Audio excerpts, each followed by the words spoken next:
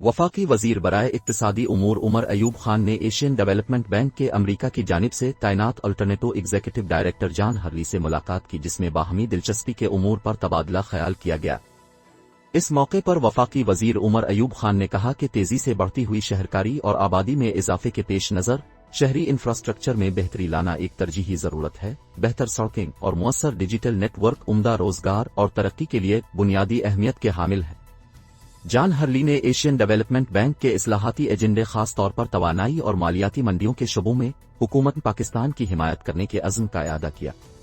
मुलाकात में वजारते इक्तिसादी उमूर के सेक्रेटरी मियां असद हाकलदीन, एशियन डेवलपमेंट बैंक के कंट्री डायरेक्टर योंग यी और पाकिस्तान के एग्जीक्यूटिव डायरेक्टर बराए Asian development bank Noor Ahmed भी मौजूद थे।